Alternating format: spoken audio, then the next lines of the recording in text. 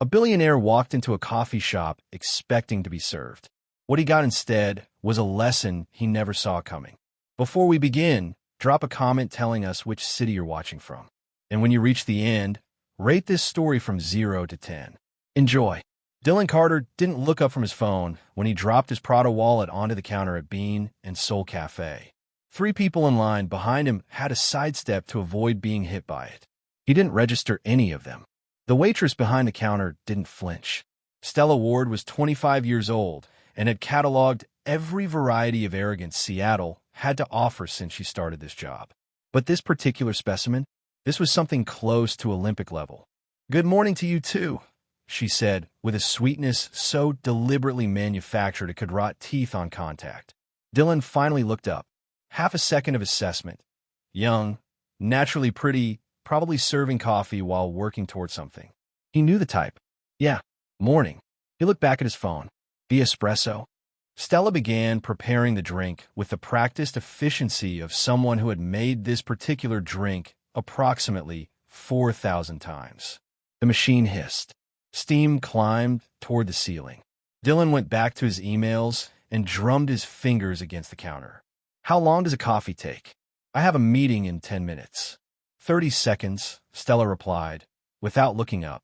"But if you'd like me to do a bad job, I can hand it to you right now." A man with gray hair at a nearby table laughed out loud. Dylan frowned. "I didn't mean..." "Relax. Everyone in here is in a hurry. Except me. I have all the time in the world to make coffee and absorb complaints." She placed the cup in front of him with a small, deliberate smile. $3.50. He slid a 20 across the counter. "Keep the change." Stella picked up the bill, folded it once with measured calm, and dropped it into the tip jar. "Generous. I'm sure you find a way to write it off." Laughter now from 3 different tables. Dylan felt the back of his neck grow warm. He was not accustomed to being the punchline. He was generally the person who controlled the temperature of a room, not someone getting roasted in one. "Look, I just..." "Sugar? Sweetener? Oat milk? Or do you prefer it bitter, to match the overall energy you walked in with?" That was the moment the whole cafe tuned in.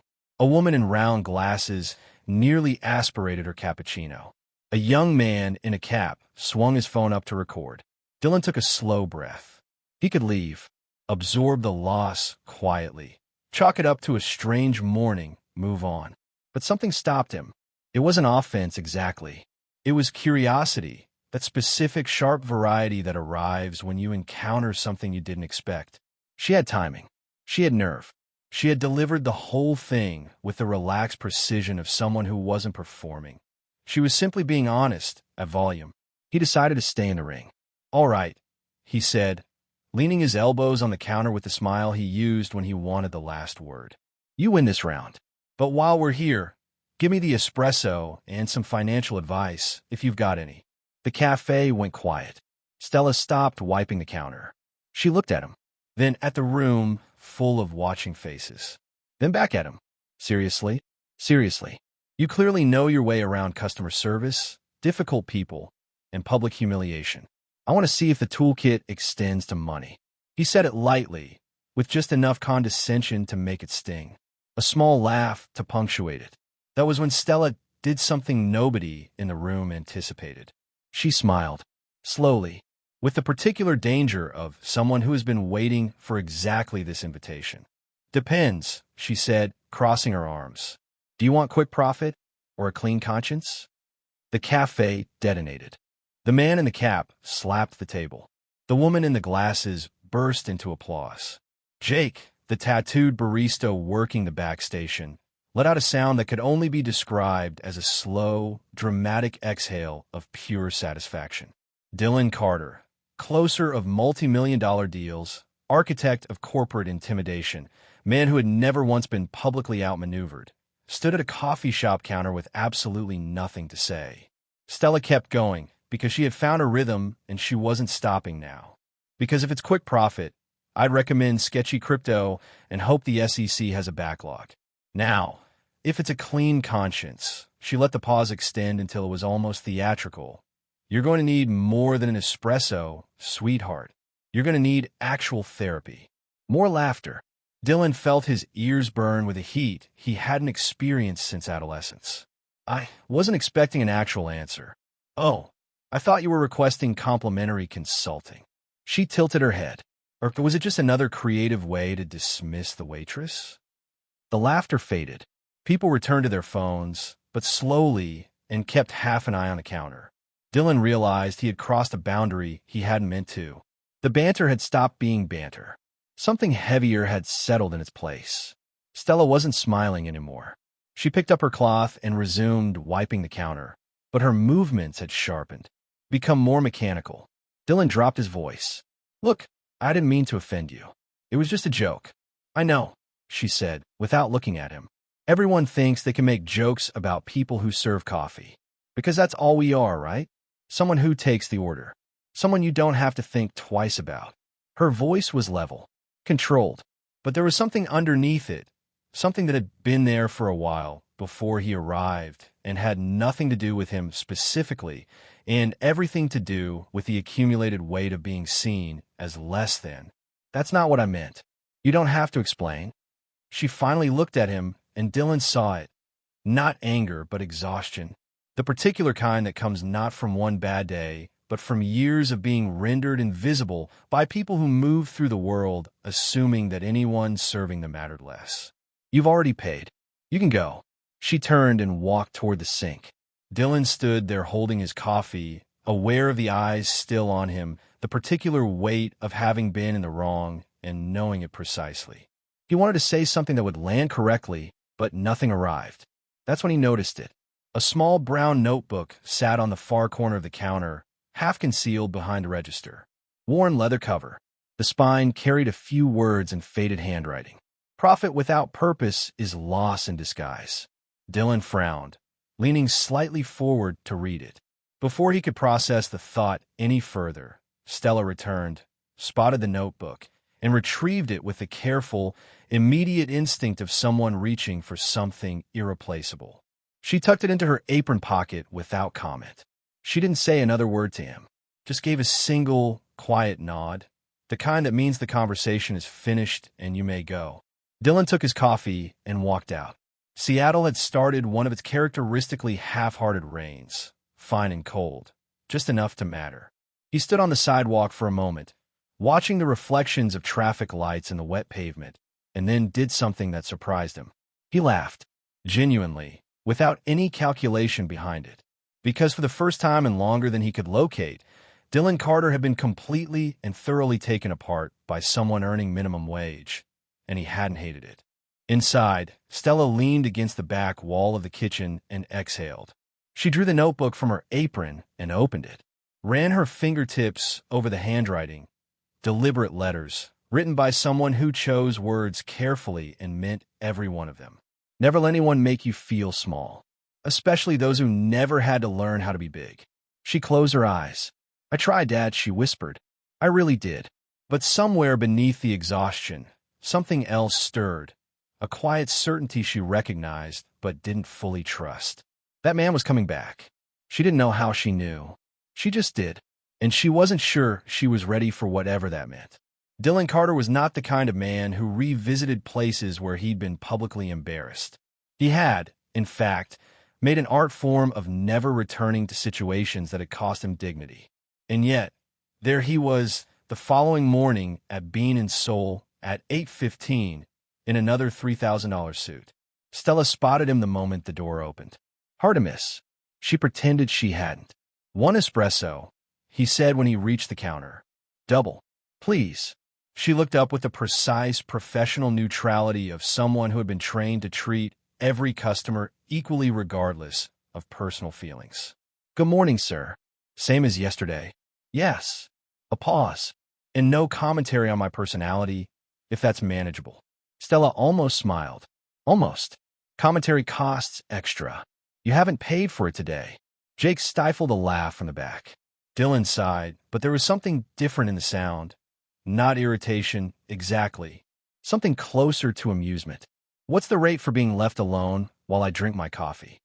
$5,000, Stella said, turning to the espresso machine. But that includes access to our VIP section. You have a VIP section? No. She set the cup in front of him. But for $5,000, I'll invent one. This time, Dylan laughed, a low, genuine sound that rearranged his face entirely. Stella noticed, immediately wished she hadn't, and filed the observation away in the category of things she intended to ignore. So, Dylan said, leaning against the counter with the exaggerated nonchalance of someone who had rehearsed the casual approach, "Do you always work mornings? Or am I simply fortunate?" "Depends." Stella placed the cup closer to him. "Do you always return to the locations where you've been publicly dismantled? Or is that a specific hobby?" Jake coughed loudly in the back. A customer in line whispered something to the person beside them that sounded like, "I love this cafe." Dylan picked up the cup but didn't step away. "Actually, I came back because," he paused with the drama of a man who had practiced this, "I left my umbrella yesterday." Stella looked at him, looked at the window, looked back at him. The Seattle sky outside was a flawless, uninterrupted blue. "It's really coming down out there. Terrible conditions. The forecast didn't look good." "Exactly what I said."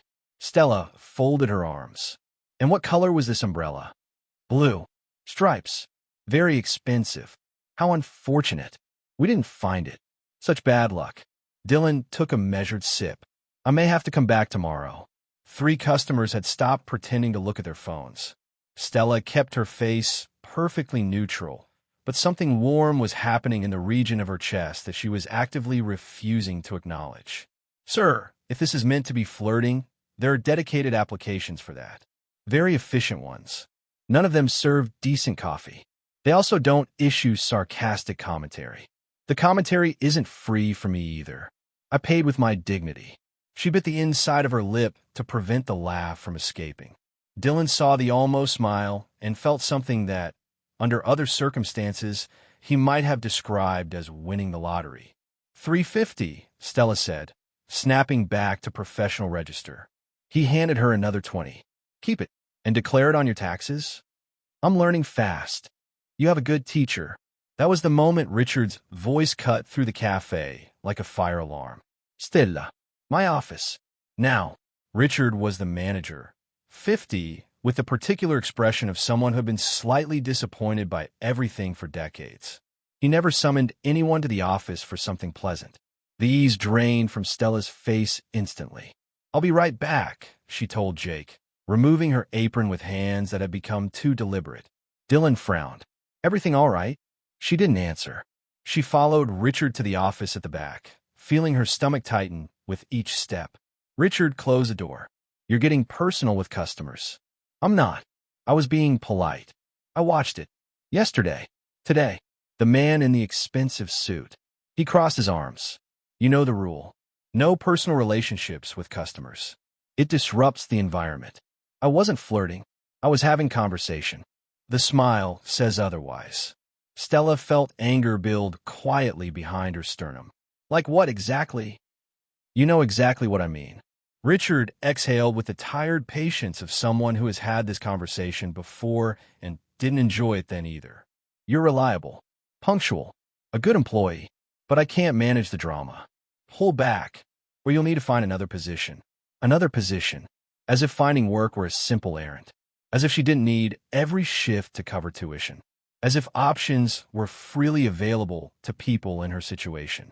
"Understood," she said, her voice stripped to its minimum. "Good. Back you go." She returned to the counter, replaced her apron, and reconstructed her expression into something functional. Dylan was still there. He looked at her with something she hadn't expected from him. Genuine concern. "Everything okay?" "Everything's fine." The professional smile was flawless. "Can I get you anything else?" He read her face for a moment. Opened his mouth. Closed it. "No, I'm good." He picked up his coffee and moved toward the door, but glanced back once before stepping outside. Stella kept her eyes on the counter. She looked at the tip jar, thought about the tuition payment due in 2 weeks, and then, as she did more often than she liked to admit, thought about her father. Michael Ward, accountant, volunteer, the kind of man who had spent his evenings teaching free financial literacy classes to people who needed them. A man who had believed, with the particular faith of the genuinely good, that systems could be trusted and that honesty was rewarded in proportion to its integrity. A man who had invested his savings into a guaranteed opportunity that had turned out to be a carefully constructed lie, and who had died in debt 3 years ago, still believing the world could be better than it had proved itself to be. He had left behind a brown notebook full of sentences about ethics and purpose, as if those things protected you, as if they were enough. Stella closed her eyes briefly, pushed back the thing that was building behind them, and called, "Next," with a steadiness she had spent 3 years developing. Outside on the sidewalk, Dylan pulled out his phone and typed the cafe's name into Google, then looked up the staff. Stella Ward, 25, economics student at the University of Washington. Not just a waitress. He put his phone away and stood on the wet Seattle pavement, looking at nothing in particular. Dylan Carter had just become considerably more interested. He came back the next day, and the day after, and the day after that. Always at 8:15. Always with a double espresso as the nominal reason. Always trying to make Stella smile without triggering Richard's radar. It had become, without his consciously deciding this, the part of the morning he looked forward to most. But on the fourth day, something was different. Stella dropped a cup before the morning rush began, gave a customer incorrect change without noticing, kept looking at the door with the specific distraction of someone either expecting someone or dreading them. "Coffee to go today," she said when Dylan reached the counter, before he'd opened his mouth. "Good morning to you too," he said and smiled.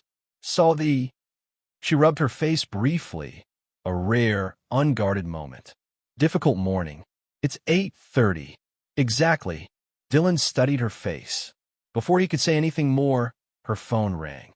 She looked at the screen and went pale in the specific way of someone whose body has reacted before their mind finished processing the information. "Jake, cover for me." She was already moving toward the back before Jake could respond. Dylan stood at the counter with the coffee she'd prepared on autopilot, and that was when he noticed it. The brown notebook sitting half-hidden behind the register, where it had been left behind in the distraction of the phone call. He looked around.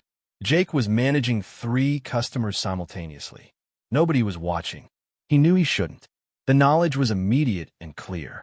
He picked it up anyway. The first page, property of Michael Ward. And one day of Stella. The handwriting was careful. The writing of someone who believed words deserved to be formed properly. He turned pages slowly.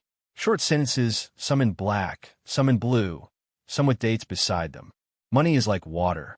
It can quench thirst or drown. It depends entirely on the hand holding it. Profit without purpose is loss in disguise. A small star sat beside this one, placed there deliberately, as though someone wanted to be able to find it again quickly.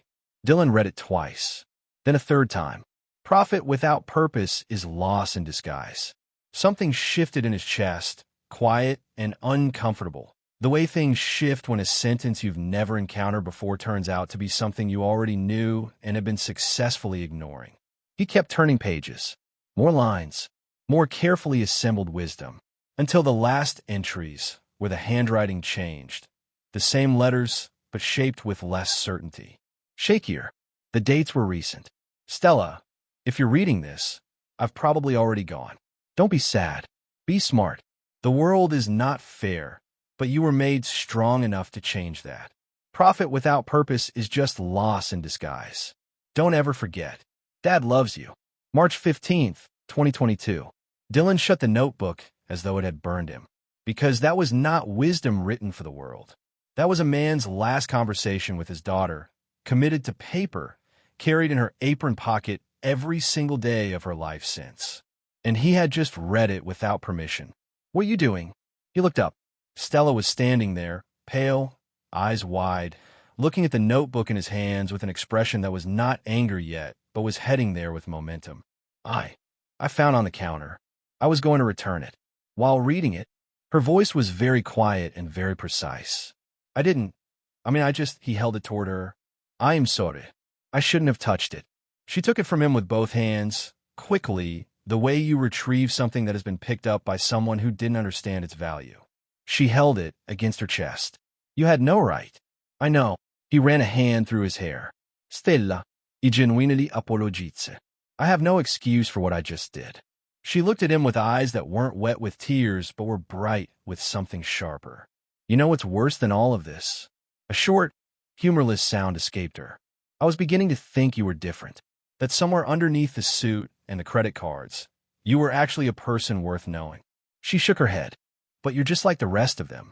You see something you want and you take it because that's what you've always been allowed to do. That's not. Then explain it to me, Dylan.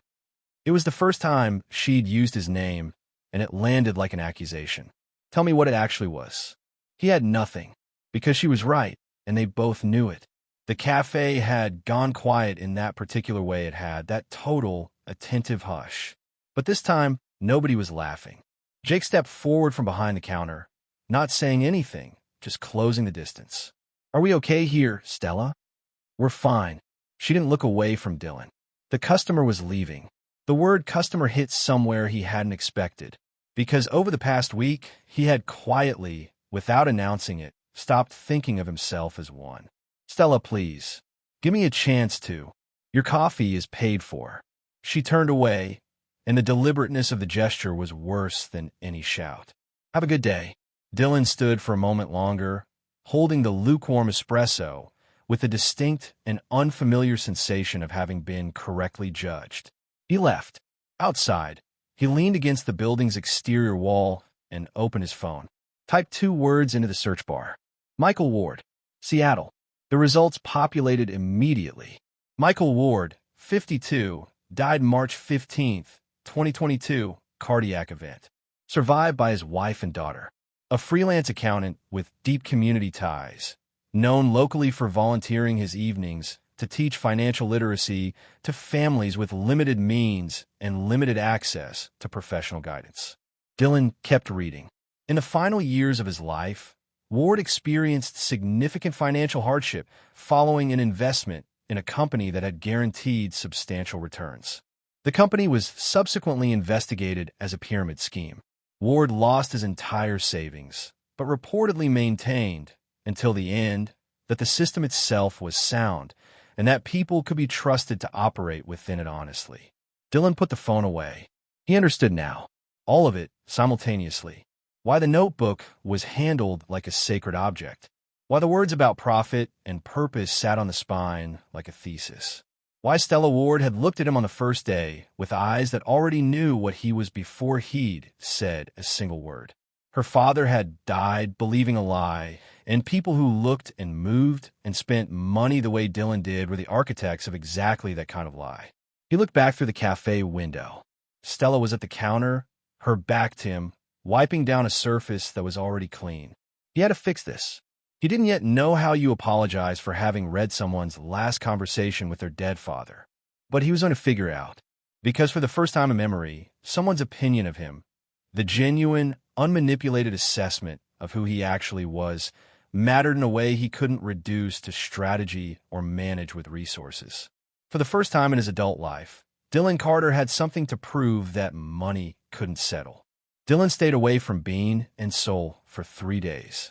Stella told herself she didn't notice.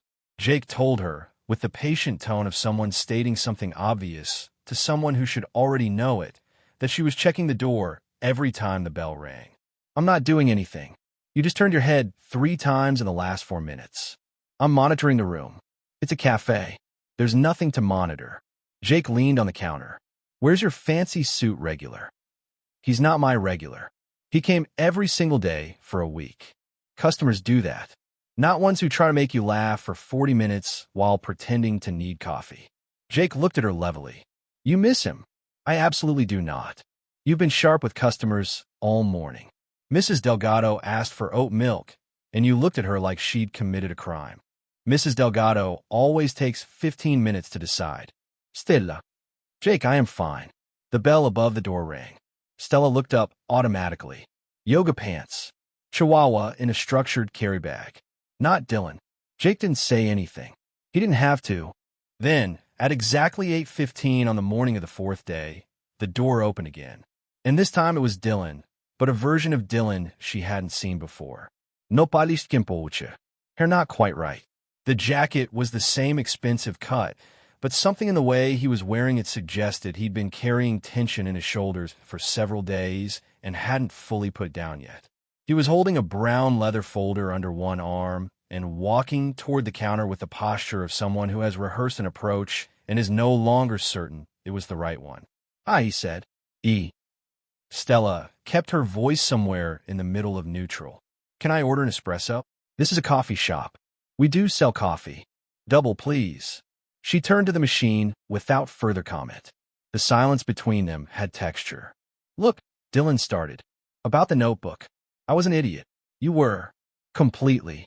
That too. And I have no defense." Stella placed the cup in front of him with slightly more force than required. A small amount sloshed into the saucer. $3.50. He put a $50 bill on the counter. "I don't want guilt money." "It's not guilt money." He pushed it back when she tried to return it. "It's more in the category of I am genuinely sorry and I have no idea how to show that. So here is an excessive bill." Despite everything, despite all her best intentions and the perfectly reasonable decision to remain cold, Stella almost smiled. "Almost. You don't fix it with money," she said. "You fix it by not doing it again. I promise." He raised his right hand with the gravity of a formal oath. "I will never invade your privacy, handle your belongings without permission, or behave like an arrogant billionaire who believes the rules apply to everyone except him. That's going to be an adjustment. It will be a significant personal challenge." A crooked, genuine smile. "But I'll manage." Stella studied him for a long moment, running the kind of assessment that comes from years of reading whether people mean what they say or just know how to say what they should. She sighed. "Fine. I accept the apology. Now you can go before my manager notices I'm having a personal conversation with a customer and I lose the job I genuinely need." Actually, Dylan hesitated in the way of someone who knows the timing is wrong and is proceeding anyway. "I came to ask you something. A favor." "Seriously?" "I know. Bad timing. I am aware." He opened the folder and spread several pages across the counter. "Would you look at this?" Stella stared at the documents, then at him. "Look at what?" "An investment proposal. My business partner wants to move forward on it, but something in the structure doesn't sit right with me. I can't locate exactly where the problem is. And you want me to? Tell me what you think." He lifted his shoulders. "Just your honest read. For interest. I'm working. 2 minutes." He held up 2 fingers. 90 seconds even. "Just tell me if something looks wrong." She shouldn't. There were 4 customers at tables who needed attention. Richard, who had already given her 1 warning, and approximately 1,000 reasons why engaging with this man was the most reliably complicated thing she could do with her time. She pulled the documents closer and started reading. It took 90 seconds. "This is a scam," she said, and pushed the papers back across the counter. Dylan blinked. "I beg your. It's a pyramid scheme. Classic architecture." She pointed to a specific chart. "Look at the return structure. It's not generating real profit from underlying assets. It's sustained by a continuous intake of new investors. In the second year, if you pull the projection forward," she tapped the column, "the numbers only work if you find an infinite supply of new money. At some point, someone is at the bottom of the structure when the flow stops. That someone is going to lose everything. Very possibly you." Dylan took the papers back and looked where she was pointing with the careful attention of someone who is genuinely reading rather than performing consideration. "I didn't see that, because you were looking at the headline numbers. The trap is always in the small ones. It always has been." Dylan looked up at her. "How do you know that?" Stella caught herself. "I read. Nobody learns to spot a Ponzi structure just from reading. Maybe I'm exceptionally well-read." She stepped back from the documents and reset her expression to professional. "Who knows?" Before Dylan could press further, a voice arrived from the direction of the door. "Dylan, there you are." A man in his mid-40s approached the counter with the particular bearing of someone accustomed to being the most important person in any given room. Perfectly maintained silver-gray hair. A suit with the specific cut of something custom. He swept the coffee shop with a look that took everything in and found all of it mildly beneath him. Dylan's expression did something subtle. A small tightening, a shift of preparation. "Marcus, what are you doing here?" "Finding you, apparently." Marcus looked around the cafe with undisguised appraisal. "Meeting in 20 minutes. The investment, you're here. His gaze dropped to the papers spread on the counter, then rose to Stella with an expression that completed itself before he'd said a word. Having the waitress take a look? The way he said waitress, a very specific inflection, like touching something with the tip of a finger to confirm it's exactly as insignificant as expected. Stella's jaw set. Stella is consulting on the proposal, Dylan said, his voice going flat. Consulting. Marcus produced a smile that had nothing warm inside it. He turned to Stella with a particular brand of condescension that doesn't bother disguising itself because it doesn't see the need to. You've read some articles, watched a few videos, picked up the vocabulary. That's sweet. But investment analysis at this level requires professional training, not amateur pattern matching. Let the adults handle it, okay? The cafe went very still. Stella felt the heat in her face, but it wasn't shame. It was the heat of something more precise. She was used to dismissal. She had built calluses over years of it. But this was the variety that arrived in public, in front of witnesses, from someone who had just confirmed exactly what he thought she was worth. I'll get more coffee started, she said quietly. Excuse me. She turned and walked to the back before the thing behind her eyes could become visible to anyone. She pressed her back against the cool kitchen wall and breathed. Reached into her apron and found the notebook without looking. You're strong enough to change this. I know, Dad, she thought. But some days the distance between knowing and feeling it is very long. Outside, Dylan had taken Marcus by the arm and guided him firmly away from the counter. Don't speak to her like that again. Marcus straightened his jacket. What are you talking about? You know exactly what I'm talking about. Marcus studied him for a moment, and then something in his expression shifted. The slow, informed smile of someone who has just located a piece of information they find useful. Oh, he said. You like her? Dylan said nothing. A billionaire. Marcus shook his head with the amused dismissiveness of someone watching someone else make a predictable mistake. And a waitress. This should be very entertaining. Later that afternoon, Stella was halfway through the closing shift when Jake materialized at her elbow, holding his phone with the urgency of someone delivering actual news. You need to see this. I'm stocking the pastry case. Stella, look. She took the phone. A LinkedIn post, already sitting at several thousand likes. A photograph of Dylan on a conference stage, sharp suit, confident stance, with a text projected in oversized letters on the screen behind him. Profit without purpose is just disguised loss.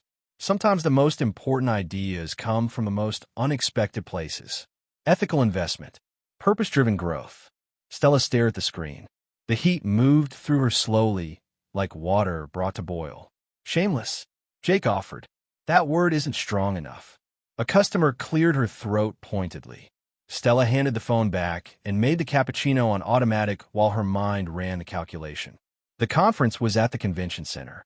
15-minute walk. Her break started in 13 minutes. Jake, cover for me. Stella, don't do anything that. She was already removing her apron. The convention center was the kind of building designed to make everyone inside feel like a legitimate professional. Stella walked through the main entrance without anyone asking her anything, because the truth about events like this was that the crowd was too large and too self-important for anyone to police the perimeter effectively. She followed the directional signs to the grand ballroom, pushed open the double doors just enough to slip through, and found herself at the back of a room containing approximately 300 people in expensive clothing, all looking at the stage, where Dylan Carter was concluding a presentation. And that's why I believe the future of investment isn't measured only in profit margins, but in purpose metrics. The question isn't just what we're gaining, but what we're building and who benefits when we get there. Applause moved through the room in an organized wave. Questions. Multiple hands. Dylan pointed to a woman in the front. Mr. Carter, that phrase, profit without purpose is just disguised loss. It's remarkable. Is it your own? Dylan paused. A fraction of a second, but Stella caught it. It's been shaped by recent conversations with some very thoughtful people. Thoughtful people. Plural. Vague. The kind of answer designed to absorb credit without technically claiming it. Stella raised her hand. Dylan's eyes were moving across the room. When they landed on her, The color left his face in a way she would have found satisfying under different circumstances. "The person in the back," the moderator said, gesturing toward her. Everyone turned. Stella stood slowly, feeling 300 pairs of eyes arrive on her simultaneously. Dylan. His first name. No honorific. The entire room registered the familiarity. Dylan swallowed. "Stella, I didn't know you were here. I noticed. Maybe we could. I have a quick question. About the phrase you're using." She started walking down the central aisle. Her footsteps were very clear in the sudden quiet. "You said it was inspired by thoughtful people. Plural. I can explain. Because I remember very specifically, she stopped at the midpoint of the aisle, the day you picked up my late father's notebook without permission and read his private words to me. Words he wrote in the last weeks of his life." She let that settle. "Does that count as inspiration? Or is there a different word that applies?" The silence that fell was total. A woman in the third row murmured something to her neighbor at a volume intended to be quiet that didn't quite achieve it. Something about this being better than anything she'd streamed recently. Dylan stepped off the stage. He walked toward Stella, and his expression had left the polished corporate register entirely. "You're right. I should have credited you from the beginning. How progressive of you to admit it now that you've been caught." A few nervous laughs. Every person in this room just applauded you for those words. So every person in this room deserves to hear the truth.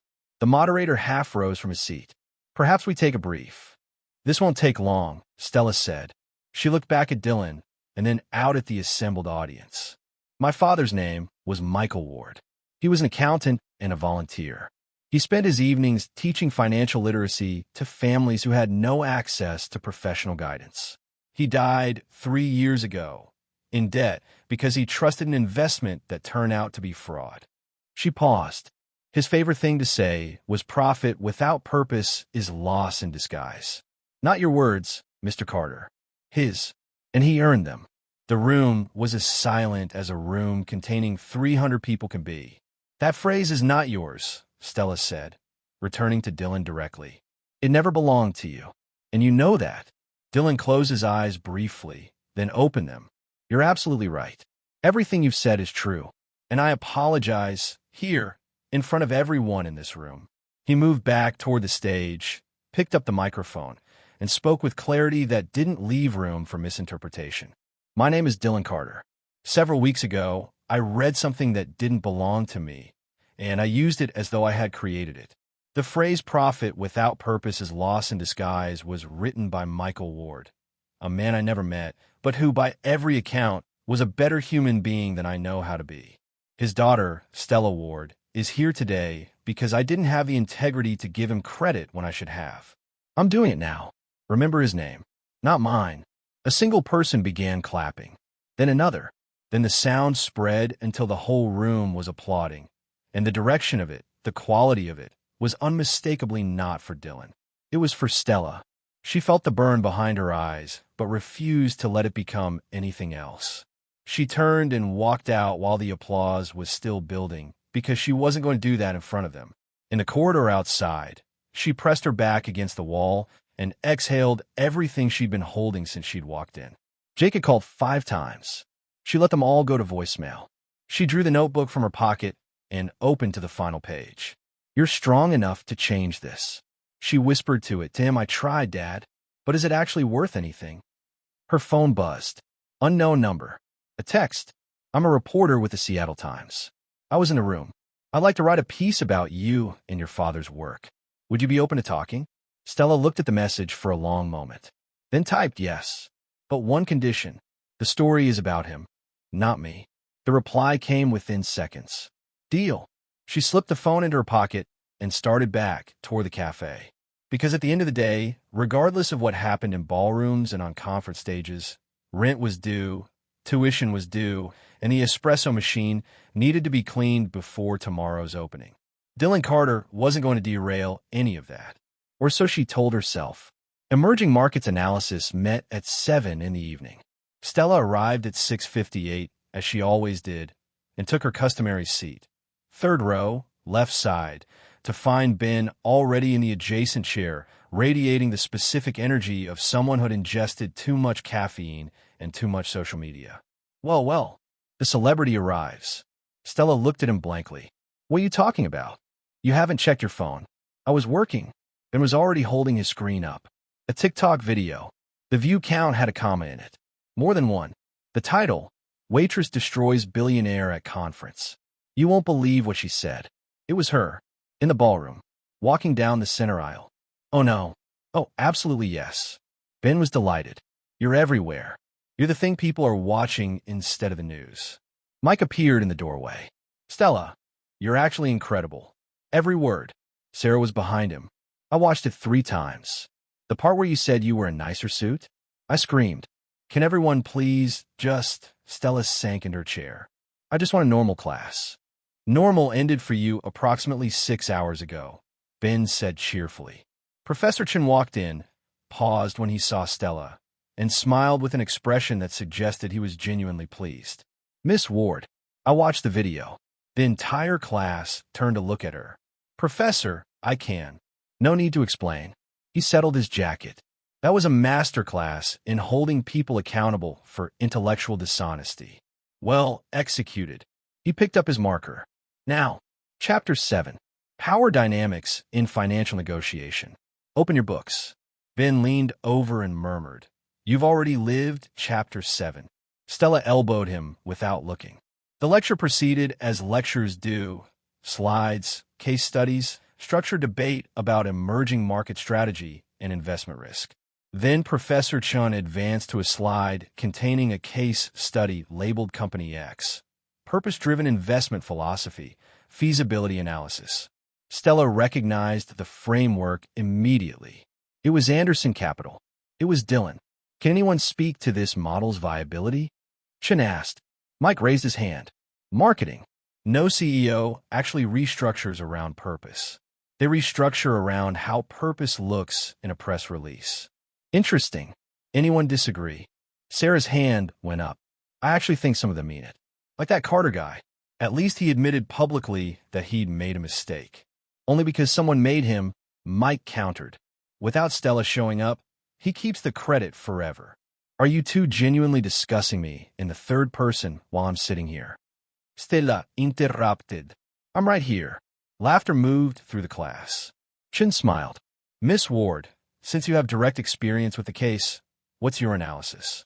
Is Anderson Capital's philosophical shift genuine? Or is this primarily a repositioning exercise? Every head in the room oriented toward her. Stella exhaled. Honestly, I don't have a clean answer. Part of me thinks he genuinely wants to change direction. The other part remembers that the change only became visible after he was caught. She paused. In business, motivation is almost never pure. The question is usually whether the action produces a real outcome regardless of what's driving it. A well-calibrated answer, Chun said, and a realistic one. Motivation in corporate behavior is rarely binary.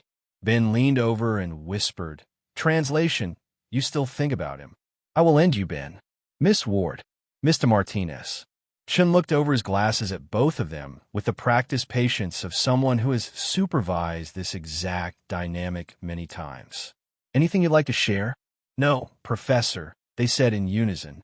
When the break arrived, Stella finally checked the 17 messages from Dylan that had accumulated since the conference. Can we talk? Please, just 5 minutes. I know you don't want to hear from me, but I need to tell you something that isn't about me. It's about Marcus. It's serious, Stella. She stared at the last message. Marcus, the man who had looked at her like she was furniture that had tried to have an opinion. Against her better judgment, she typed, What about Marcus? The response was immediate. I can't say in a text. It's too significant. Please meet me after your class. Stella stared at her phone for the remainder of the break. Ben materialized beside her with 2 cups of machine coffee. He looked at her face and produced a knowing expression. He texted, How do you know that? Because you got the look. The one that means you know you should ignore it, but you're going to answer anyway. He handed her a cup. If you're meeting him, don't go alone. I'm not meeting him. Right? Ben tasted his coffee and winced. This is genuinely terrible. How do you drink this daily? Bean and Souls is considerably better. Never been. Too expensive for my budget. So, where are the customers? Stella said, mostly to herself. At 9:30, when the final lecture ended, Stella typed, tomorrow, 6 a.m. Bean and Soul. Come to the back door before we open. Knock. Then, because she believed in being direct, Dylan, this is the last chance I'm offering. His reply arrived before she'd reached the parking lot. I'll be there. Thank you, Stella. You won't regret this. She tucked the phone away, started the car, and drove home. She was probably already regretting it, but she was going anyway. Stella arrived at 5:45. The cafe was dark, the street empty, Seattle muffled in the particular cold fog of early mornings that make people question their decision-making. She unlocked the back entrance, turned on the lights, started the espresso machine through its warm-up sequence, and had 2 cups prepared by 5:58 when a knock came. She opened the door. The Dylan on her doorstep was not the one she was accustomed to. This one had circles under his eyes that suggested multiple nights of inadequate sleep. His jaw hadn't been shaved in 2 days, his hair wasn't where it was supposed to be, and the suit, still expensive, still precise in its tailoring, had the subtle wrongness of something worn by someone whose mind had been elsewhere while dressing. You look terrible, Stella said. Good morning to you too. He came in. She locked the door behind him. She put a cup in front of him.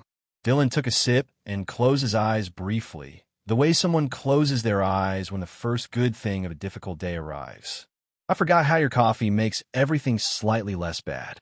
Flattery is a waste of both our time. It's not flattery. It's empirical.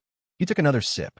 Look, I know this is asking a lot, given recent history, but I need your help. And before you say no, he raised a hand. This isn't about me. It's about stopping a significant number of people from losing their savings. Stella crossed her arms. Talk.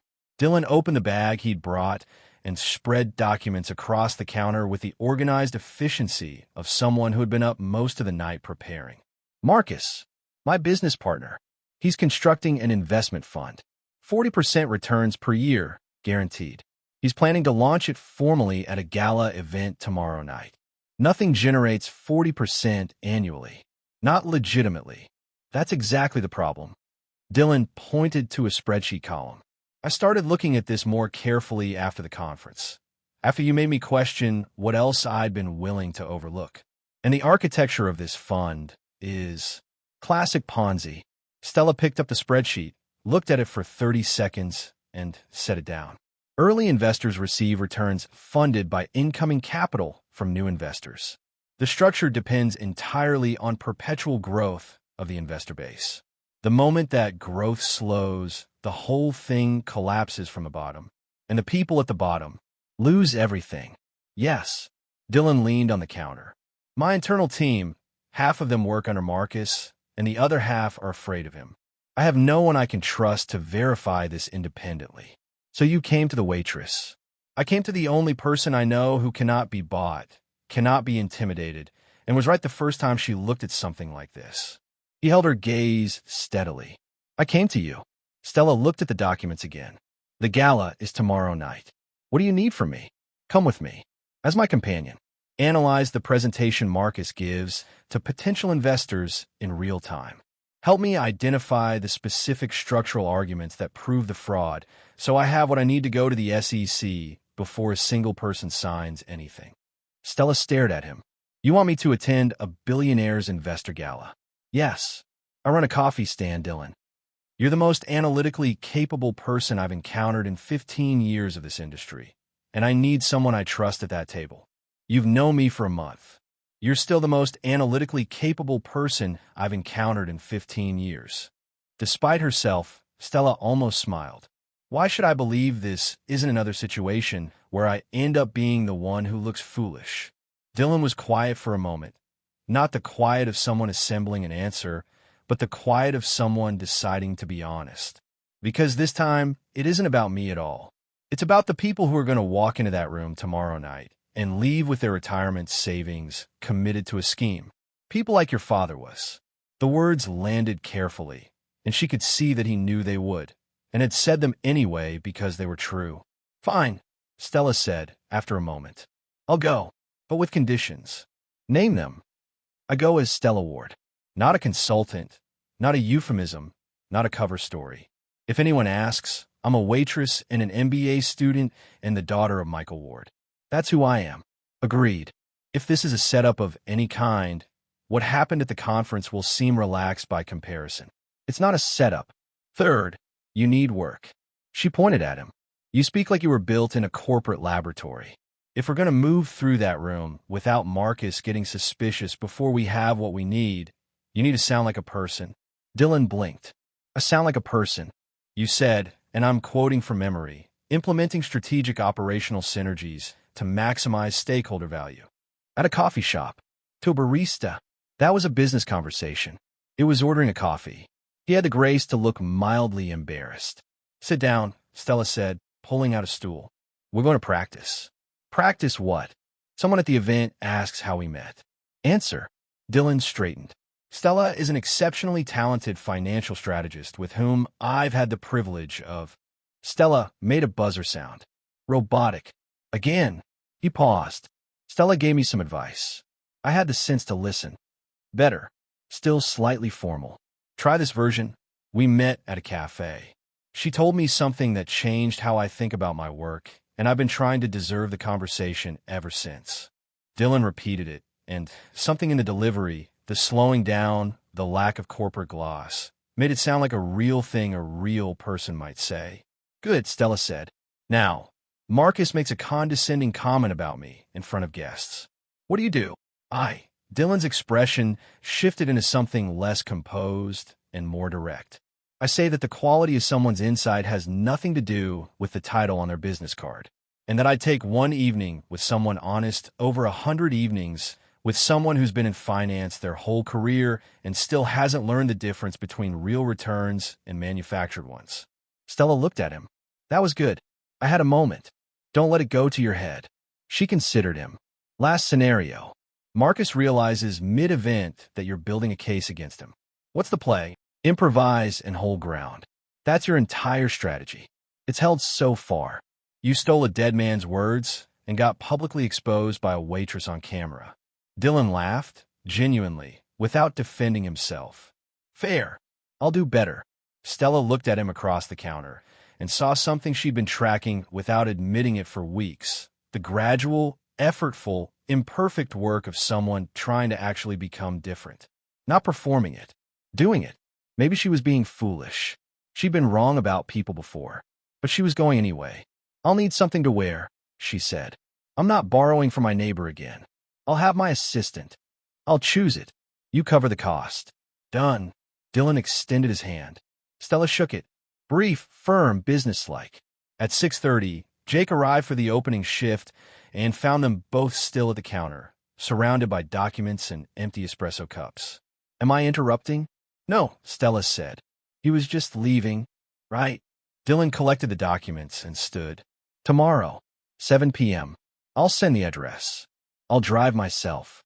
He accepted this without argument, which she noted. I'll see you there. He left through the back.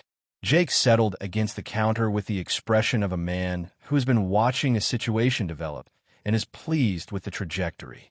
Don't, Stella said. I didn't say a word. You were thinking at volume. I was thinking, Jake said, that maybe the billionaire isn't a complete loss. Stella threw a dish towel at him. But deep in a part of herself, she was keeping very quiet. She was thinking the same thing. The dress was $200 from a vintage shop 3 blocks from her apartment. Black, simple, nothing that announced itself. Stella had chosen it specifically to avoid drawing attention. She spent the drive to the Grand Seattle Hotel reminding herself of this, which made it all the more confusing when she walked through the ballroom entrance beside Dylan and the room slowed down. Not dramatically, not all at once, but heads turned. Conversations paused at the edges.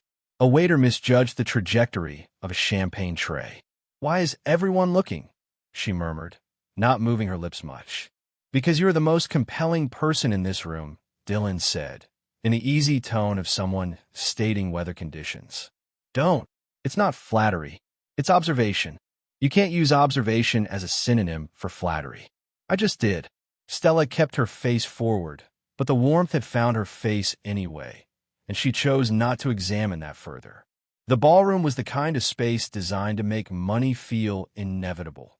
Chandelier lights scattered across everything, tables with arrangements that would have paid her rent, guests wearing enough collective jewelry to fund a small infrastructure project. Stella cataloged it all with the eyes of someone who understood exactly what it represented and wasn't impressed, only informed. "Remember," Dylan said quietly, lifting 2 glasses of champagne from a passing tray. "If anyone asks, I know what I'm doing." She took the glass. "You focus on not sounding like a press release. That's actually very hard. I believe in you." A woman appeared at Dylan's elbow, blonde, immaculate, wearing a red dress that had been chosen to communicate something specific. She smiled at Dylan with the warmth of someone who has practiced warmth until it became a separate skill from actually feeling it. "Dylan, what a wonderful surprise." Her eyes moved to Stella with the specific, practiced quality of an appraisal. "And you brought a half-beat date." Dylan's posture adjusted almost imperceptibly. "Victoria. This is Stella Ward. Estella, Victoria Ashford." Ashford. The name arranged itself in Stella's memory. Ashford Enterprises. 3rd-generation wealth. Multiple board seats. His ex-fiancée, Victoria added, with the sweetness of someone who understands that certain information is best delivered by the person who holds it. "He didn't mention?" "Must have slipped," Stella said pleasantly. "He has a great deal on his mind." Victoria blinked, the microscopic recalibration of someone who expected a different response. "How charming." She turned back to Dylan. "So you're bringing consultants to galas now? How refreshingly democratic." "Victoria." Dylan's voice carried a warning note. "What?" Another practice smile. "It's a compliment." "I'm curious. Consultant in what field exactly?" "Ethical investment," Stella answered before Dylan could. "I specialize in identifying when people are being deceived about where their money is actually going." Victoria's eyes sharpened. "And where did you study?" "University of Washington. The one that doesn't require a parental endowment for admission." Dylan appeared to inhale his champagne. Victoria's expression went somewhere complex and then resolved into something that was either genuine amusement or genuine offense. Stella couldn't tell which, and decided it didn't especially matter. "Excuse me," Victoria said. "I have people to welcome." She moved away with the brisk efficiency of someone accustomed to controlling exits. Dylan looked at Stella. "You just dismantled my ex-fiancée." She opened the door. "I know. It was honestly beautiful to witness." "Are you going to tell me about her? Or are we working?" 2 years ago.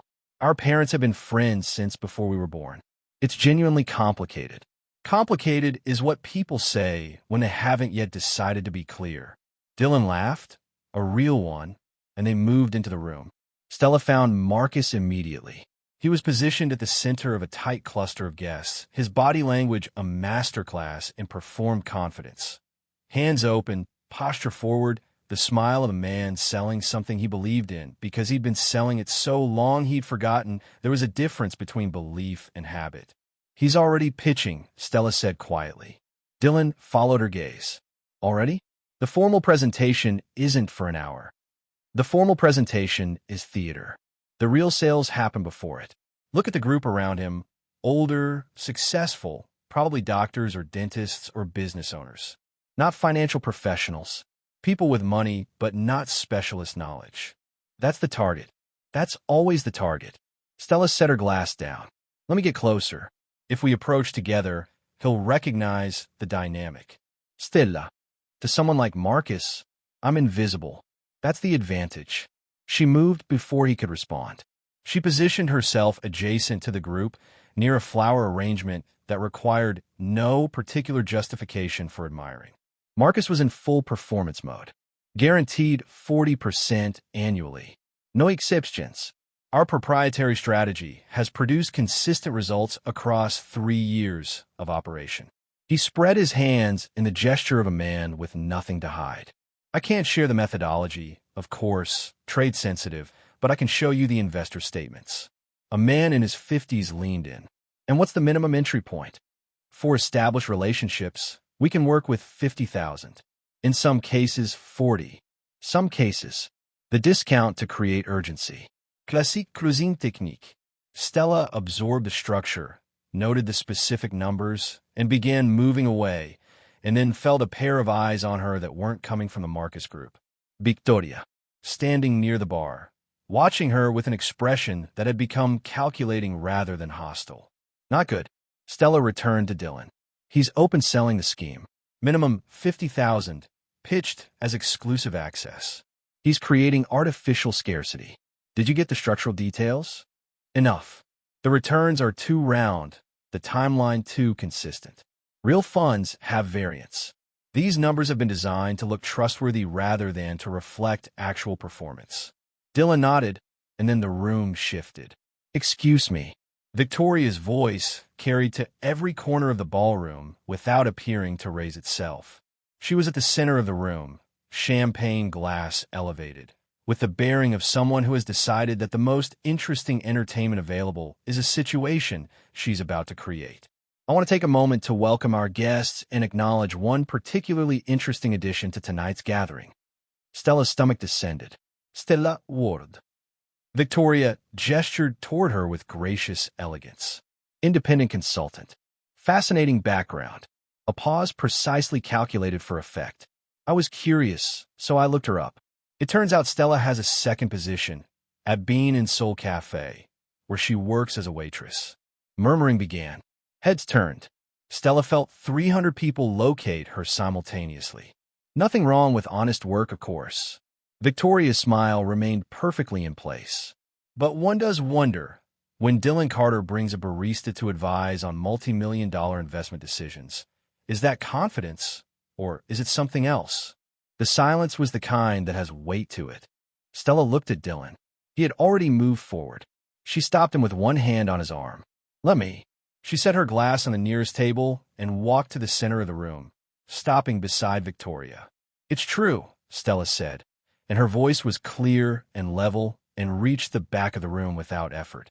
I work at Bean and Soul Cafe, Monday through Saturday, 6 a.m. to 2 p.m. I make approximately 400 espressos a week. She looked around at the assembled faces. I also make reality checks. Those are generally available at no extra charge. Tonight, I'm making an exception. 2 or 3 people laughed, uncertainly. I'm here because I know the difference between a legitimate investment vehicle and a Ponzi scheme. She looked directly at Marcus. And what's being sold in this room tonight is the latter. The murmuring shifted register entirely. Marcus's expression had moved through several stages and arrived at a controlled, dangerous calm. That's a serious allegation from someone with no credentials, too. The return structure, Stella said. 40% annually, guaranteed, sustained for 3 years without variance. That's not a trading strategy. That's the payment of early investor returns using capital from new investors. The mathematical collapse is built into the architecture. She looked at the guests around her, the doctors and dentists and small business owners who had shown up tonight believing in an opportunity. If you invest, some of you will see returns initially. The ones who come in last will lose everything.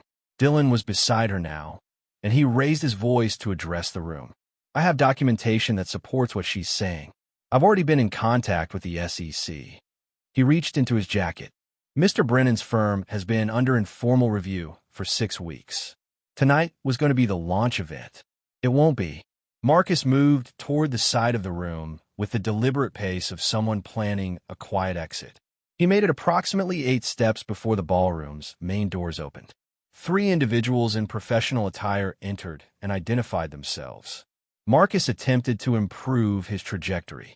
In $1,000 Italian shoes on polished marble, after 3 glasses of champagne, his pivot was less successful than intended.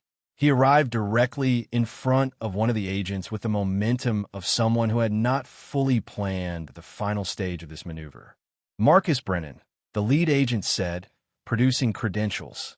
We have some things to discuss. Marcus turned. Dylan, you can fix this. Tell them. No, Dylan said. Simply. One word, entirely without heat. The room held its breath. We were partners, Marcus said. We were, Dylan said. Past tense. Like your current freedom. Stella pressed her lips together. Very hard. As Marcus was escorted out, The ballroom redistributed itself through several minutes of intense, overlapping conversation, after which Dylan addressed the remaining guests directly. He told them what had been planned. He told them what had been stopped. And then he did something Stella hadn't anticipated. He took her hand and brought her forward.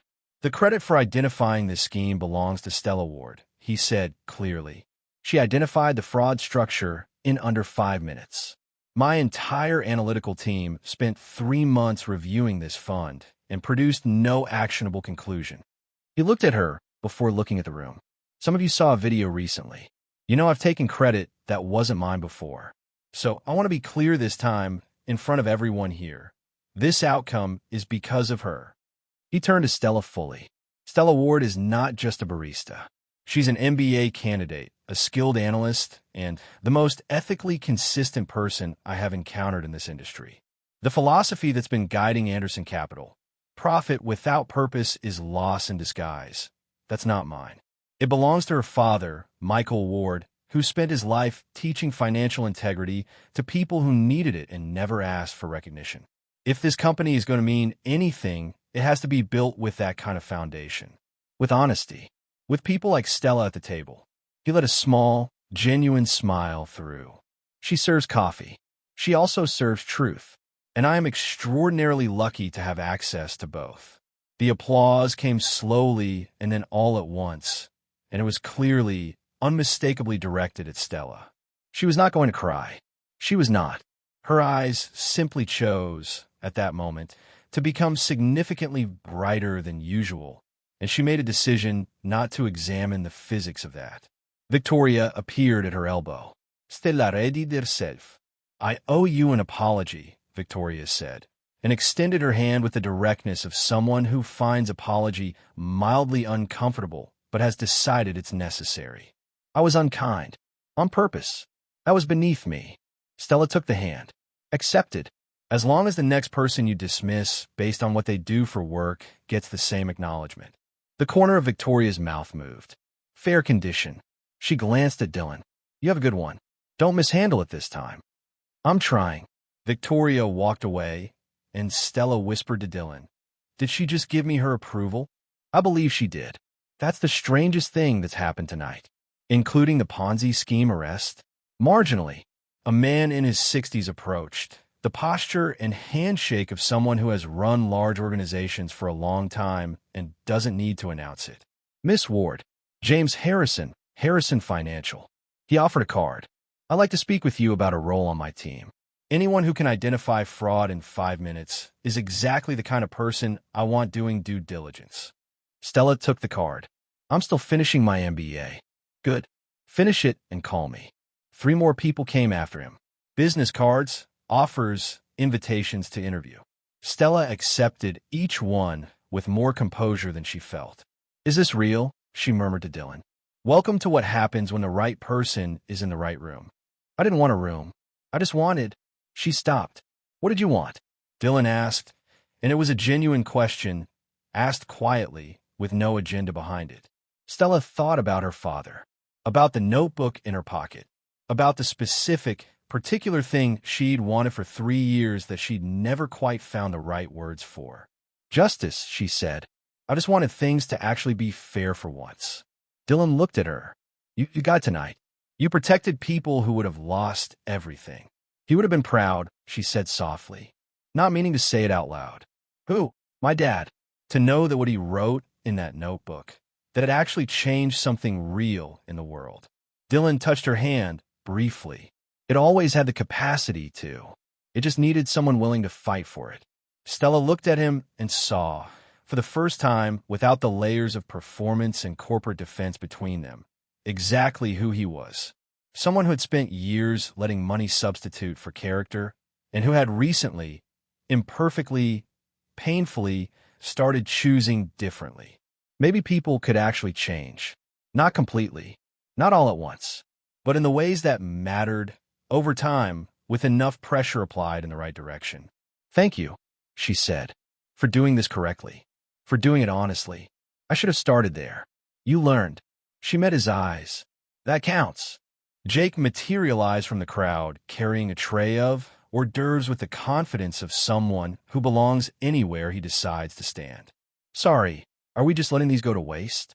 Because I have strong feelings about that. Stella stared at him. Jake, how are you here? Dylan invited me. Said you might want moral support. He bit into something and his eyes went wide. Is this caviar? I think this is caviar. He held the tray toward them. Try one. Being rich is genuinely nice. Did you take that for a waiter? I prefer redirected. It has a more collaborative connotation. Dylan was trying not to laugh. Your friend has a very flexible relationship with social norms. He's an idiot, Stella said. But he's mine. Jake gave a dramatic, formal bow. I'll be here indefinitely. I literally cannot afford to be anywhere else. The rest of the evening passed in the particular glow of something having gone right that could easily have gone wrong. More conversations, more people wanting 5 minutes with Stella, more of the world reorganizing itself around the discovery that she had things worth hearing. When they finally stepped out into the Seattle night, it was past midnight, and the sky had cleared to the kind of dark that makes stars visible. You all right? Dylan asked, overwhelmed, processing. But also she paused, happy? It feels strange to say it. You just stopped a fraud scheme, received 5 job offers, and were applauded by 300 of Seattle's wealthiest people. Happy seems proportionate. My dad used to say stars were reminders. Stella tilted her head back slightly. That even when everything is dark, the light is still there. You just have to wait for your eyes to adjust. He was wise. He really was. She looked at Dylan. He would have liked you. Eventually, after about 2 hours of mandatory discussion on corporate accountability, I would have deserved every minute. They stood in the quiet of the parking lot for a moment, just 2 people who had arrived at something unplanned and were figuring out what to do with it. Then Stella's phone buzzed. She looked at the screen and felt the blood leave her face. Dylan was beside her immediately. What is it? She showed him the message. Unknown number. 4 words. I need to talk. Signed, Michael Ward.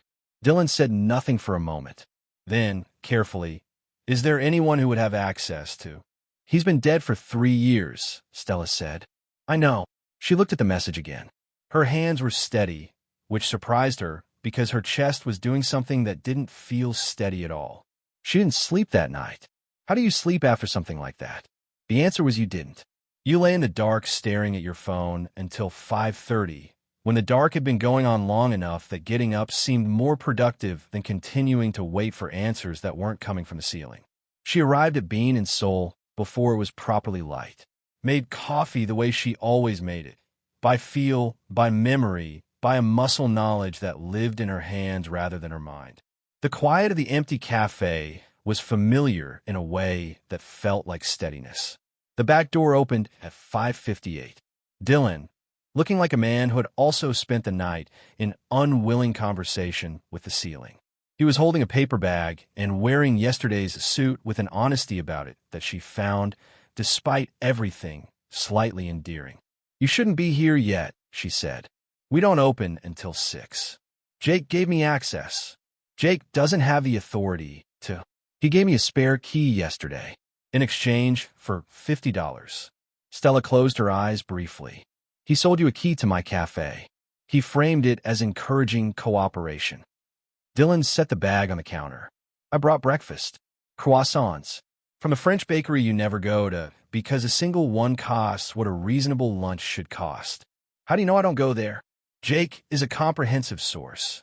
I'm going to let Jake go. He also told me about the message. He was worried. He called me. Stella went still. He had no business. He loves you. In his specific, $50 key-selling way. Dylan looked at her steadily. So do I. In my own way.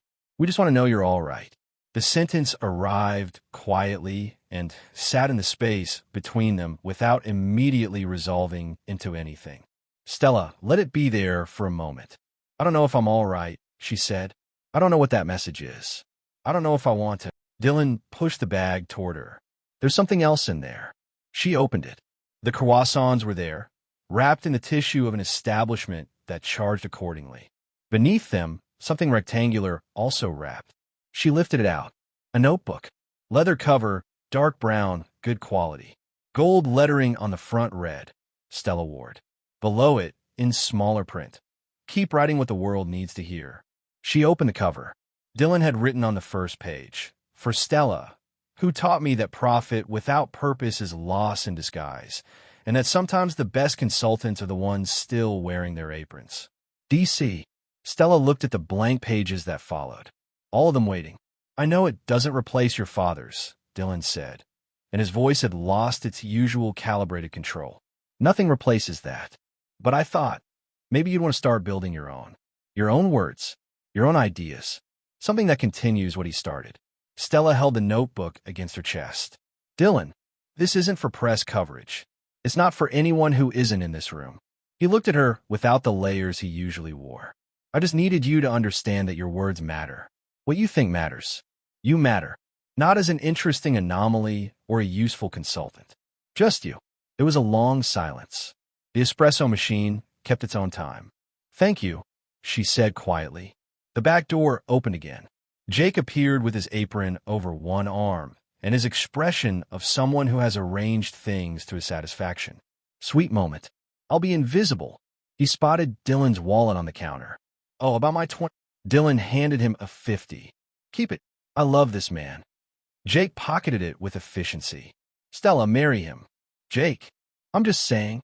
He's financially stable, has good taste in breakfast items, clearly likes you, and tips generously. Those are strong foundational qualities. You sold your friendship for $50. Technically, I sold information for 20. The extra 30 was performance bonus." He winked and disappeared into the storeroom. The silence returned, softer now. "About the message," Dylan said. "If you want, I can look into it. Discreetly. Try to trace the number. Figure out who has access to anything linked to your father." Stella ran her fingers across the cover of the new notebook. Someone pretending to be him feels wrong, but not knowing who did it would be worse. She looked up, quietly. "No drama. No drama. I promise." The front door opened. Richard, looking at the two of them with the expression of someone adding information to an existing file. "We open at 6, Miss Ward. It's 5:58. He looked at Dylan, then at the notebook in Stella's hands, then back at Dylan. "Customer finally paid for the consulting, did he?" He shook his head and went to unlock the front. Stella and Dylan looked at each other. "He's not wrong," Dylan said. "You really should have paid from the beginning." "I did, in various forms of public humiliation and personal development." "Stella." "Yes. I'm not giving up on proving I've changed. I want you to know that. Not just in the moments where it's easy or where it makes me look good. Consistently. In the way that matters." She looked at him for a long moment. "Why does it matter this much to you?" He gave her the smile that she'd come to recognize, the one that was different from the professional one, that lived in a different part of his face. "Because you made me want to be the kind of person who deserves to sit here and drink your coffee. And I find I'm not willing to give that up." He left through the back door. Stella stood alone in the quiet cafe, the new notebook in her hands, feeling something growing in her chest that she was trying very hard not to name too quickly. She failed. Hope. It was hope. The specific, fragile, probably inadvisable variety that arrives when you've been careful for a long time, and then a person comes along who keeps choosing to be better even when you're watching for the moment they stop. Her phone buzzed again. Unknown number. Different message. Memorial Park. Tomorrow. Noon. I'll explain everything. MW. Memorial Park at noon was everything it always was. Children, dogs, couples with sandwiches, the determined Seattle sunshine that showed up just frequently enough to keep everyone from leaving. Stella arrived 15 minutes early and sat near the fountain with her hands in her lap and the feeling of someone about to receive information that would change the shape of something.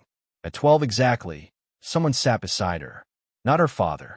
A woman in her early 70s, gray hair arranged simply, round glasses, the expression of someone who has been carrying a task for a long time and is relieved to be close to setting it down. Stella Ward. Yes. Margaret Chun. I'm a professor of economics at the University of Washington. Stella blinked. You're Professor Chun?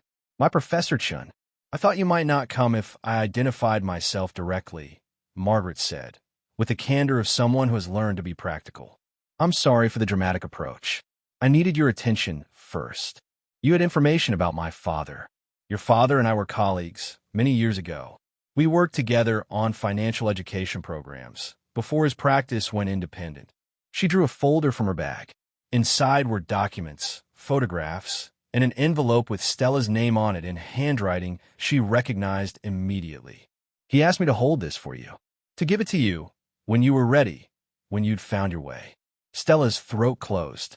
He left it with me 3 years before he died, Margaret said gently.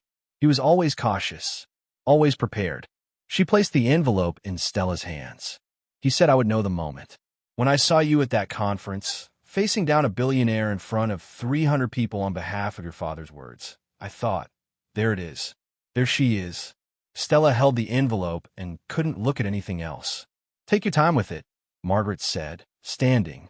There's no rush. She touched Stella's shoulder briefly.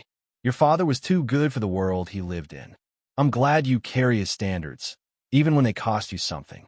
She walked away, and Stella sat alone beside the fountain for a long time before she could bring herself to open it. She didn't open it in the park. She went home, locked the door, sat on the edge of her bed, breathed deliberately 3 times, and opened the envelope. Her father's handwriting arrived like a physical thing. My dear Stella, if you're reading this, it means Margaret decided you were ready. And if she decided, I trust her completely.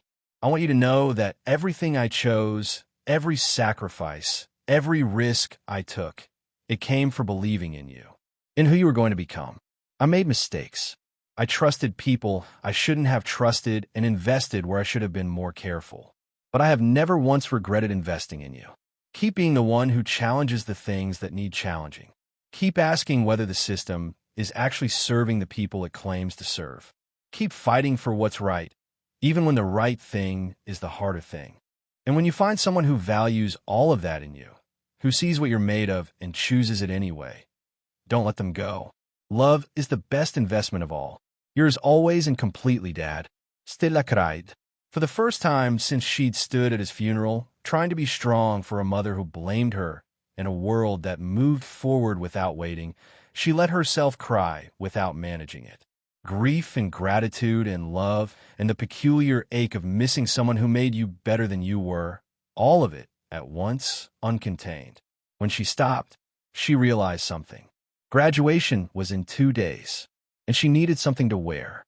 The gymnasium of the University of Washington was the particular chaos of hundreds of families and hundreds of graduates colliding in a space designed to accommodate only half of them comfortably. Babies, balloons, smartphones recording everything, the specific emotional frequency of a room full of people who have worked very hard and arrived somewhere they can see. Stella was backstage adjusting her cap for the 11th time when Ben appeared. You're going to be fine. Don't trip on the stage steps. Thank you. Incredibly reassuring. That's what I'm here for. Sarah found the next. Stella, there's someone outside who asked for you. Ooh, extremely well-dressed, holding what appears to be an unreasonable quantity of flowers. Ben immediately brightened. Your billionaire is here. He's not He's here with flowers, Sarah repeated. A lot of them. Like an embarrassing number. Like he misunderstood what the occasion called for in terms of floral scale. We'll hold your place, Ben said. Stella found Dylan in the corridor outside the backstage entrance, holding a bouquet that had clearly been commissioned by someone who communicated enthusiasm primarily through volume. She looked at the flowers, a significant quantity. Dylan had the expression of someone who is aware the situation has exceeded its intended proportions. I told the florist it was the graduation of the most remarkable woman I'd ever had the privilege of having coffee with, and he interpreted that as a license to use most of what was in the shop. How do you have this much trouble with simple instructions? It's a consistent personal challenge. Despite everything, Stella laughed, and Dylan looked at her the way he'd been looking at her lately, like the laugh was something he'd been waiting for. Are you watching? She asked. If you'll let me. Try not to be memorable, please. It's supposed to be about us. Me? Memorable. That particular smile. Never. The ceremony proceeded with all the structured joy of graduation ceremonies everywhere. Names called. Diplomas handed over. Rows of people in black gowns navigating the geography of the stage while families photographed from every angle. Stella waited in line with her heart, doing something more complex than her exterior suggested. Stella Ward, MBA Finance. She crossed the stage, received the diploma, shook the hand, and in that moment, that specific, unrepeatable moment of crossing from one version of her life into whatever came next, felt the full weight of everything it had taken to arrive here. She was walking off the stage when she heard Dylan's voice from somewhere in the audience. "Excuse me, could I have a microphone for 60 seconds? I promise I'll be fast." The dean began an objection. Dylan was already on the stage. "I'm sorry to interrupt." He scanned the graduating rows until he found her. "Stella Ward, could you come back up here, please?" Every graduate turned. Stella's relationship with her own dignity suggested she should refuse. She walked back up on stage anyway. "Is this happening?" she whispered when she reached him. "Yes, I am terrified. Please don't leave." She stayed. Dylan faced the assembled room, graduates, families, faculty, all of them. "My name is Dylan Carter. Most of you know that from a video you've probably already seen, and I won't pretend you don't." He took a breath. "I came here today because I owe this woman a debt I'm not sure I can fully repay. She taught me, at significant personal cost to herself, the difference between having resources and having integrity." He looked at Stella directly. "She also gave me back a phrase that changed how I run my company, how I think about money, and honestly how I think about what I'm supposed to be doing with my life." He reached into his jacket. A notebook. His notebook. He opened it to the back. "Her father wrote a great deal of wisdom, but one line has stayed with me more than the rest. Love is the best investment of all." He closed the notebook and then reached in his other pocket for a small box, and the gymnasium did something that gymnasiums don't usually do. It went completely silent. Dylan went down on one knee. The sound from the bleachers was immediate and enthusiastic. "Stella Ward." His voice was clear and honest, and carried nothing performed in it. "You changed my life. You made me question everything I had built and everything I had been allowing myself to be. You made me want to be someone worthy of sitting across from you at a coffee shop counter." He opened the box. "So I'm asking in front of all of these witnesses because I want you to know I mean it and I'm not hiding it a breath. Will you be my partner or my wife?" Stella looked at the ring, looked at him, at the face that had walked into her cafe wearing arrogance like armor and had spent months, slowly, choosing to put it down. She thought about the letter in her pocket, about what her father had written. "Love is the best investment of all. You are completely, certifiably out of your mind," she said. "Yes, you proposed at a graduation ceremony. I thought the audience added accountability. It's insane." "Probably." "Yes," she said. "Dylan, yes." The gymnasium did not stay quiet for long. 6 months later, Bean and Soul Cafe looked exactly like itself. Same tables, same hissing espresso machine, same smell of ground coffee and fresh bread that had been the sensory constant of Stella's mornings for 3 years, and also like nothing it had ever been before. White chairs arranged between the tables. Flowers in low arrangements that didn't obstruct anyone's view. An arch set up in front of the counter where Stella had made thousands of coffees and once, on an unremarkable Tuesday morning, refused to be invisible.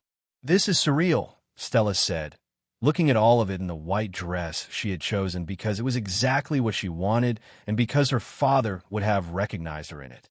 "It's perfect," said Emma, adjusting Stella's veil with the authority of someone who has opinions about fabric. "You're getting married in the place where your entire story began. Or logistically convenient. Stella, romancy. 5 seconds. Fine. It's romantic." Jake arrived wearing a suit that fit him in the technical sense and appeared to be causing him genuine distress. "I would like it noted that I am doing this voluntarily, and that regular clothes exist, and I will be returning to them at the first opportunity." "You look wonderful," Stella said. "I look strangled." He peered through the front window. "There are a lot of people out there. The mayor is here." "Why is the mayor here?" Dylan invited him. "Something about municipal relationships." I stopped processing the reasoning. Jake turned back. "Ben says the groom is in the back room, repeating his vows at intervals and sweating through his suit. He's nervous. Endearingly so. Jake paused. Actually nervous, not performance nervous. I thought you want to know. Sarah appeared at the doorway. Stella, come look. They brought her to the window. Above the cafe entrance, where the old Bean and Soul sign had been, a new one was mounted and lit. Bean and Soul Institute. Finance with purpose. And below, smaller, in memory of Michael Ward, who taught us that profit without purpose is just disguised loss. He bought the cafe from Richard 3 months ago, Emma said softly. He's converting half the space into a free financial literacy program, the one your father always wanted to run. The cafe stays. It just grows to include what your dad was doing in his living room for years. Stella couldn't speak. She looked at the sign for a long time. He did that, she finally said. Not a question, just the shape of the fact. Wedding surprise. He planned it from the day after you said yes. Stella pressed her fingers to her eyes briefly, carefully, because she had spent 45 minutes on the makeup and was not going to undo it in the corridor. I'm going to ruin everything, she whispered. Too late. Sarah handed her tissue. But worth it. The music began, classical, which Dylan had advocated for and Stella had accepted with the mild resignation of someone choosing their battles. She walked down the aisle formed between the cafe tables, past faces she knew and some she was still learning, and arrived at the front where Dylan stood with the expression of a man who had been anxious all morning and had just discovered the antidote. Hi, he said when she reached him. E. She looked at his face. You're sweating through your suit. I am aware. It's very expensive fabric to be having feelings in. The officiant smiled. Shall we begin? Dylan reached into his pocket for a folded piece of paper. He unfolded it, looked at it, and then folded it back up. I wrote things down because I was afraid I'd forget them. But now that you're standing here, everything I wrote feels like the second best version of what I actually want to say. Say the second best version, Stella said. That's usually the honest one anyway. He put the paper back in his pocket. Stella Ward. You walked into my life asking me whether I wanted quick profit or a clean conscience. I thought you were making a joke about coffee. You were asking me the most important question anyone has ever asked me. He took both her hands. You made me want to be someone who chooses honestly, every day, even when it's harder. Especially when it's harder. And today, in front of all these people, I promise to keep choosing you. To keep choosing the clean conscience. Because you showed me that's the only profit that actually compounds. Quiet applause. Stella took a breath. My turn. Your turn.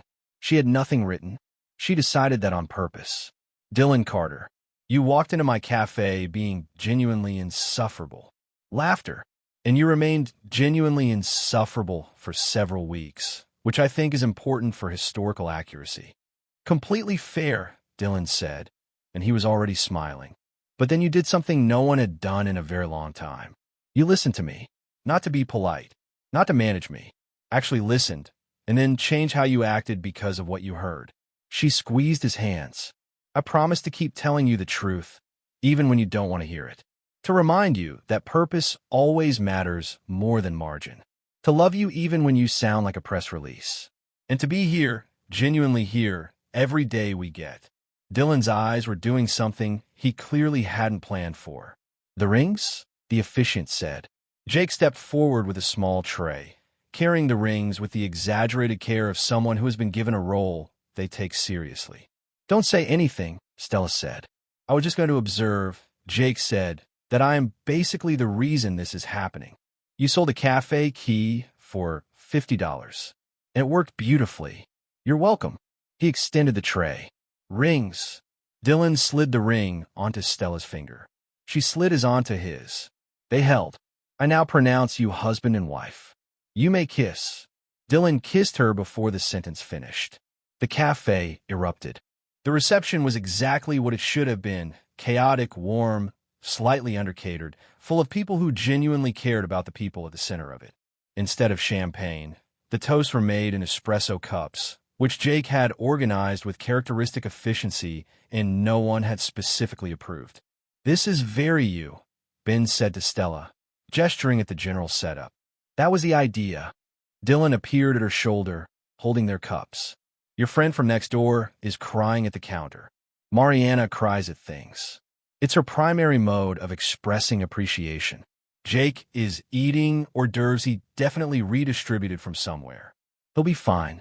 Dylan handed Stella her cup, and they stood together for a moment, looking at the room, the people, the flowers, the counter where it had all somehow started. I keep thinking about how many ways this could have gone differently, Dylan said. Which moment? Any of them. If you'd been less patient. If I'd been less willing to actually hear you. If Marcus had been smarter about choosing an accomplice. He looked at her. This is fragile. All of it. And somehow it held. Stella thought about her father. About the letter. About the long, quiet work of becoming someone strong enough to fight for what's right and careful enough to recognize what's worth holding. Some things hold, she said, when they're built on the right things.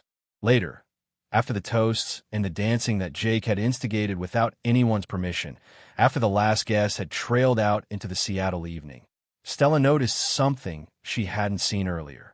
Near the arch, in a chair positioned slightly apart from the others, her father's notebook lay open.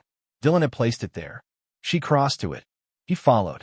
On the last page of the original notebook, her father's handwriting, his words, Dylan had added a line in his own hand. Michael, thank you for raising someone who taught me the difference between what things cost and what they're worth. I will spend every remaining day being someone worthy of her. Below it, in her own handwriting, in the pen she'd slipped in her pocket that morning without knowing why, Dad, you were right. Love is the best investment of all. And beneath that, in both their hands, a final line written together. Not every billionaire needs profit. Some need love. Dylan wrapped his arms around her from behind. She leaned back into him and looked at the words, at the joined handwriting, at the continuation of something her father had started in a small brown notebook that she'd carried in her apron pocket through every difficult morning. Thank you, she said. For what specifically? For understanding what mattered. For treating this. She touched the notebook, like what it is.